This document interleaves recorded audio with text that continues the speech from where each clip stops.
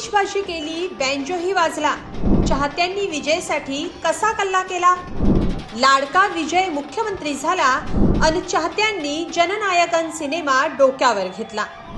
Superstar Thalapathy विजय म्हणजेच C विजय Joseph ते आता तामिळनाडूचे मुख्यमंत्री झाले, पण त्यांनी अभिनय केलेला जननायकन चित्रपट आता अखेर रिलीज झालाय। राजकारणात प्रवेश करण्याआधी थलपती विजयचा हा अखेरचा चित्रपट।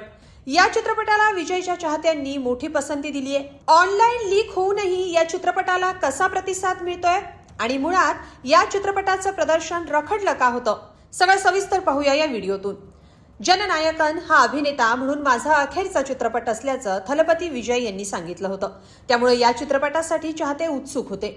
विशेष म्हणजे 23 जुलै रोजी हा चित्रपट थिएटरमध्ये प्रदर्शित झाला आणि चाहत्यांचा आनंद गगनाला भिडला। संपूर्ण तामिळनाडूत विजय यांच्या चाहत्यांचा मोठा उत्साह पाहायला मिळाला। चाहत्यांनी बँड बँजो वाजवत विजयच्या चित्रपटाचं जल्लोषात स्वागत केलं। काहींनी थलपती विजयचं भलं मोठं बॅनर उभं केलं आणि त्याला दुधानं अभिषेकही घातला, तर काहींनी आतिषबाजी करत जल्लोष केला। लहान मुलं, महिलांनी तर थिएटर बाहेर असा नाचत आनंद व्यक्त केला।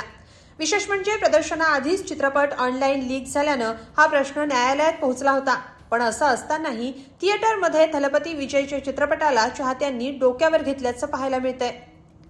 90च्या दशकापासून थलपती विजयनं अभिनयानं चाहत्यांवर गारूड घातलंय, पण TVK पक्षाची स्थापना करत त्यानं नुकताच राजकारणात प्रवेश केला। यावेळी जननायकन हा अभिनेता म्हणून आपला शेवटचा चित्रपट असल्याचं थलपती विजयनं जाहीर केलं होतं। निवडणुकांमध्ये विजयच्या TVK पक्षाला भलं मोठं यश मिळालं आणि थलपती विजय मुख्यमंत्री झाले।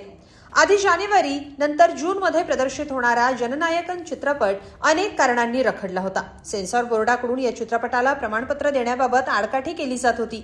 यातल्या काही दृश्यांवर आणि संवादावर सेन्सॉर बोर्डाचा आक्षेप होता। त्यातच पायरसी सारख्या प्रश्नालाही जननायकनला तोंड द्यावं लागलं, ज्यावर दक्षिणेतल्या अनेक अभिनेत्यांनीही आवाज उठवला। पण या सगळ्यावर मात करत या बहुप्रतीक्षित चित्रपटानं पहिल्याच दिवशी चाहत्यांची मनं जिंकली। सकाळीच पहिल्या शो पासून राज्यातल्या चित्रपटगृहांबाहेर चाहत्यांची प्रचंड गर्दी उसळल्याचं दिसून आलं। जननायकन चित्रपटाचं दिग्दर्शन H. विनोद यांनी केलंय, तर अभिनेता म्हणून थलपती विजय सोबत पूजा हेगडे, बॉबी देओल, ममिता बायजू आणि प्रकाश राज यांच्या प्रमुख भूमिका आहेत। जननायकन चित्रपट पहिल्याच दिवशी जगभरात 100 कोटींपेक्षा जास्त कमाई करून इतिहास रचण्याच्या मार्गावर असल्याचं दिसून येत आहे, कारण पुढच्या काही दिवसांसाठी या चित्रपटाला थिएटर्स बाहेर आधीच हाऊसफुलचे बोर्ड लागलेत। एकंदरीत लाडक्या विजयच्या चित्रपटाला, जो आता तामिळनाडूचा मुख्यमंत्री आहे, त्या जननायकनला चाहत्यांनी मोठं प्रेम दिलंय। त्यामुळे विजयचा जननायकनचं प्रदर्शन होताच चाहत्यांनी दिवाळीसारखा उत्सव साजरा केला, ज्याला चाहत्यांनी थलपतीचा उत्सव म्हटलंय। तुम्हाला जननायकनबद्दल काय वाटतं? थलपती विजयच्या या चित्रपटाला किती यश मिळेल असं तुम्हाला वाटतं? कमेंटमध्ये नक्की लिहा आणि lokmat.com ला सबस्क्राईब करा। धन्यवाद।